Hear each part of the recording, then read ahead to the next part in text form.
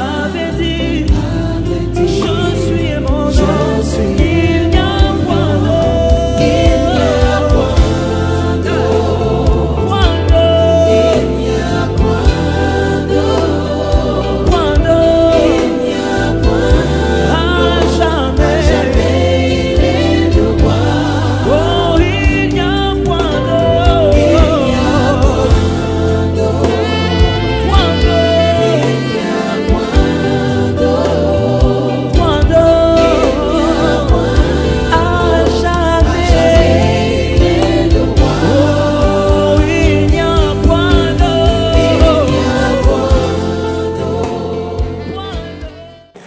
Bonjour à vous, bonsoir, que Dieu vous bénisse de partout où vous nous suivez. Très heureux de pouvoir partager encore la parole de Dieu avec vous dans ce nouveau numéro d'Aiguise ma foi. Et nous sommes très heureux de savoir que Dieu nous prête encore vie pour pouvoir le servir, pour pouvoir vous parler de sa part, pour pouvoir vous apporter sa parole. Et je le sens comme ça dans mon cœur. J'aimerais particulièrement saluer tous nos frères et toutes nos sœurs qui sont à l'est de la République démocratique du Congo. Que Dieu vous bénisse et que sa bonne main soit sur vous. Dieu est celui qui n'abandonne jamais. Et pendant ces temps difficiles de crise que nous traversons ensemble avec vous, mais que vous traversez beaucoup plus difficilement que nous, parce que vous êtes sur terrain, vous êtes là, vous vivez la réalité. Pendant ces temps, que Dieu soit avec vous et qu'il vous fortifie. Je pense aujourd'hui à toutes les familles réfugiées, toutes les familles qui sont dans des camps des réfugiés, toutes ces familles qui ont quitté les domiciles, toutes ces familles qui n'ont plus de maison, toutes ces familles qui ont perdu les équilibres, les biens. Que Dieu mette sa main sur vous et que sa faveur puisse vous illuminer dans le nom puissant de Jésus. Très heureux de pouvoir aujourd'hui encore parler sur ce message concernant la réalité du voile satanique. Et je ne sais pas pourquoi Dieu m'a conduit à faire ces déclarations sur nos frères et sœurs qui sont à l'Est. Parce que quand nous lisons notre texte, la Bible parle du voile, la couverture qui couvre tout le peuple. Et il se peut que le peuple congolais soit sous un voile de l'ennemi, sous le joug de la malédiction.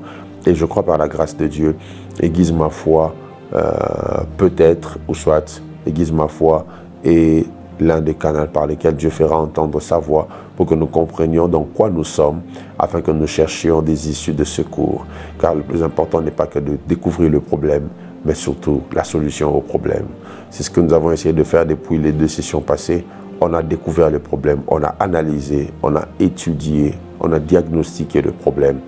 Et j'aimerais aujourd'hui, par la grâce de Dieu, voir comment on peut maintenant se débarrasser de ce problème.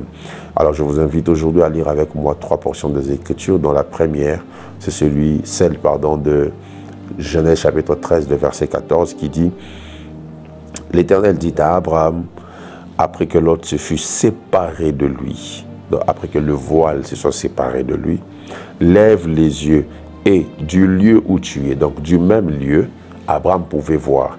Mais comme il était avec le voile, il ne pouvait pas voir. Regarde vers le nord et le midi, vers l'Orient et l'Occident. » Je préfère m'arrêter là. On va aller dans Ésaïe 25, verset 7, que nous avons aussi pris coutume de lire pendant ces enseignements. La Bible déclare ceci. « Et sur cette montagne, il anéantit le voile qui voile tous les peuples, la couverture qui couvre toutes les nations. Il anéantit la mort pour toujours. Le Seigneur l'Éternel essuie les larmes de tous les visages. Il fait disparaître de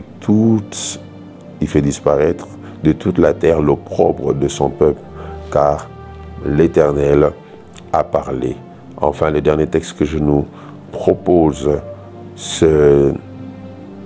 en ce jour, Luc chapitre 1, le verset 35. L'évangile selon Luc, au 1er chapitre, au verset 35, la Bible déclare ceci. L'ange lui répondit, « Le Seigneur viendra sur toi, et la puissance du Très-Haut te couvrira de son ombre. » C'est pourquoi le saint enfant qui naîtra de toi sera appelé Fils de Dieu. Ici, je vous ai fait voir comment opère le voile satanique. Je vous ai dit que ça se manifeste par la mort, pas seulement la mort physique, mais aussi la mort dans la réussite. Des réussites qui ne durent pas ou même qui ne viennent pas. Deuxièmement, je nous ai parlé de la température de la vie. La température de la vie qui insinue le climat dans lequel vous vivez. Vous vivez peut-être dans un climat d'angoisse, de tristesse, d'anxiété, de dépression, d'oppression. Ça peut être un signe du voile satanique. Et troisièmement, je vous ai parlé sur les résultats de la vie. Lorsqu'un voile satanique est sur vous, les résultats que vous produisez ou que vous générez peuvent être négativement, j'allais dire affectés, je préfère dire même infectés. Alors, ces trois éléments, ce sont les trois aspects que la Bible nous montre dans Ésaïe chapitre 25 sur le fonctionnement du voile satanique. Comment Dieu délivre du voile, ou soit comment Dieu ôte le voile, ou comment sortir du voile. Avant d'entrer vraiment dans le vif de mon sujet, j'aimerais vous faire voir un aspect sur la vie de Lot. Lorsque le choix a été placé pour que Lot se sépare d'Abraham, Abraham dit à Lot de choisir, mais vous verrez que le choix de Lot était poussé par le désir du matériel. Il a préféré aller à Sodome et Gomorrhe où il y avait des choses frappantes, des choses appréciables, beaux à voir. Lot a préféré aller là-bas. Lot a préféré l'immoralité. Et Lot était même hésitant pour quitter Sodome et Gomorrhe quand même l'ange est venu pour le sortir de là. Parce que Lot aimait bien l'aisance qu'il y avait à Sodome et Gomorrhe. Voilà pourquoi, quand il sortait de là, ce n'était pas pour rien que Dieu avait donné l'instruction de ne pas regarder derrière. Parce que connaissant Lot, Dieu savait que s'il tournait les yeux, il pouvait bien rentrer dans ce qu'il avait laissé derrière lui. Donc, c'est ça. Lot était attaché à ce qu'il avait vu et il a préféré aller là-bas. Mais Abraham, là où il était, il a fallu qu'il lève les yeux pour que Dieu lui montre les bonnes choses qui allaient sortir de là. Ainsi, j'aimerais nous donner ici un principe important, c'est que dans la bonne spiritualité, la divinité se montre avant de montrer ses avoirs. Mais dans la mauvaise spiritualité, la divinité se cache derrière les avoirs. Donc le diable va d'abord vous montrer qu'est-ce qu'il a, sans vous dire qui il est. Mais Dieu vous dira qui il est avant que vous sachiez qu'est-ce qu'il a. Et quand une divinité ou une spiritualité se cache derrière ce qu'on donne, on vous dit venez chez nous, on va vous donner des maisons. Venez chez nous, on va vous donner des voitures. Faites très attention.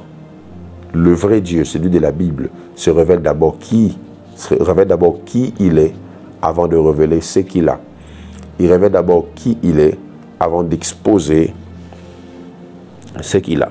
Voilà pourquoi j'aime Ruth la Moabite qui savait que Naomi n'avait plus rien à donner. Mais elle a accepté de suivre Naomi. Elle a accepté d'aller avec une femme qui n'avait rien à donner. Alors c'est ça, c'est que j'aimerais vraiment que vous reteniez. Alors entrons dans le vif de mon sujet. Comment quitter le voile satanique? Je ne veux pas dire beaucoup de choses. La seule chose que je veux nous dire, pour ôter le voile, il faut mettre un autre voile. Je le reprends. Pour ôter le voile, il faut mettre un autre voile. Mes frères et sœurs, le monde spirituel a horreur du vide. Le monde spirituel n'aime pas le vide. Chaque fois qu'il y a un vide, le monde spirituel se met en ébullition pour vouloir conquérir le territoire.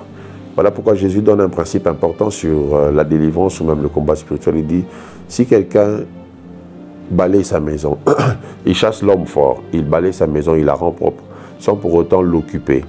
L'homme fort qui a été chassé, ou le démon qui a été chassé, va aller chercher 7 autres esprits. Le chiffre 7, sachez que c'est une expression générique dans la Bible pour dire beaucoup, nombreux. Donc il va aller chercher beaucoup d'autres esprits pour revenir au même endroit et réoccuper le territoire ou le lieu. Donc, le monde spirituel n'aime pas le vide. Quand Adam a senti qu'il était vide, il était nu, il a voulu faire une couverture, un voile de vêtements. Dieu a regardé, Dieu a dit non, tu ne te feras pas un voile de vêtements. Je vais faire pour toi un voile. Et Dieu a fait pour lui un vêtement avec la peau d'un animal. C'est comme ça que ça se passe. Chaque fois que vous détruisez le voile satanique, vous devez mettre le voile de Dieu ou le voile de l'esprit. Et c'est pratiquement la conversation qu'il y a eu entre Marie et l'ange. L'ange dit à Marie, tu as trouvé grâce, tu enfanteras un fils, il s'appellera Emmanuel, tout ça. Et Marie pose une question, ça va se faire comment? Et l'ange donne une réponse simple. Il dit, la puissance du Très-Haut te couvrira de son ombre. Donc, la puissance mettra un voile sur toi et quand ce voile sera placé sur toi, la chose qui te paraît impossible deviendra possible. Donc, c'est par ta couverture que tu es présenté, j'allais dire, je préfère le dire quand même, que tu es présenté aux esprits. C'est par ta couverture que tu es présenté au devant des esprits. Voilà pourquoi Éphésiens dit, nous sommes cachés dans le lieu céleste en Christ. Donc quand on accède au lieu céleste, c'est par notre couverture qui est Christ que Dieu nous touche. Voilà pourquoi lorsque Jacob voulait avoir la bénédiction d'Isaac, sachant qu'Isaac n'allait pas le bénir parce qu'il n'était pas l'aîné, il a pris une couverture. Il a pris un vêtement qui sentait l'odeur d'Ésaü, un vêtement poilu qui pouvait tromper la vigilance de son père. Et là, Isaac, en touchant, a dit, la peau que je touche est la peau d'Ésaü, mais la voix que j'entends est la voix de Jacob. Donc, quand on se présente en esprit, on peut avoir notre voix, mais pas notre couverture, parce que notre couverture est faible. Il faut une couverture forte, une couverture puissante. Et pour Jacob, c'était le vêtement d'Ésaü. Pour nous, la couverture, c'est l'œuvre de la croix. Quand on se présente au devant de Dieu, c'est avec cette couverture que l'on s'expose. Et là, on peut avoir accès à la bénédiction. Donc, chaque fois que Dieu veut faire quelque chose, il place sur vous une couverture. Même les promesses de Dieu sont des couvertures qui sécurisent nos destinées. Au commencement, Genèse 1 dit, la terre était informe et vide, mais l'Esprit de Dieu faisait quoi? Se mouvait, il couvrait la terre, il couvrait la surface de la terre. J'aime même cette prophétie d'Ésaïe 60 qui dit, lève-toi, sois éclairé, ta lumière arrive, la gloire de Dieu s'est levée sur toi. Voici les ténèbres couvrent la terre et l'obscurité les nations, mais sur toi, la gloire de Dieu s'est levée. Donc, pendant qu'il y a une couverture des ténèbres sur la terre, il y a des hommes qui ont une autre couverture, la couverture de la lumière, la couverture de la gloire de Dieu. Donc, sachez-le très bien que sans couverture, vous ne pourrez rien faire avec Dieu. Et lorsque vous vous présentez au devant de Dieu, c'est important de savoir que c'est sur base d'une couverture. Vous avez détruit cette couverture qui attire la mort, mettez sur vous, demandez à Dieu la couverture qui apporte la vie. Et c'est ce qui s'est passé lorsque Jésus s'est présenté au Jourdain. Vous savez, sur terre, on respecte les principes de la terre. Et parmi les principes de la terre, il y a le principe de l'introduction, de la couverture. Marie était la seule personne qui savait que l'enfant qui naissait d'elle était le Messie. Mais Jean-Baptiste a été l'une des personnes qui a exactement répété cela. Il a dit cela sans qu'on le lui ait dit. Il dit, voici l'agneau de Dieu qui ôte le péché du monde. Jésus arrive devant Jean-Baptiste. Jésus veut se faire baptiser. Jean-Baptiste refuse, mais Jésus dit, faisons ce qui est correct, ce qui doit se faire. Donc, il a voulu être sous la couverture de celui qui était avant lui pour que la voix du ciel se fasse entendre et que l'on dise, celui-ci est mon fils bien-aimé, en qui j'ai mis toute mon affection. Je vais finir avec ce message le premier lundi, ou soit la première semaine du mois d'octobre, et je crois que cela sera encore une grande bénédiction pour vous, pour moi et pour nous tous. Que Dieu vous bénisse et qu'il mette sa couverture sur vous.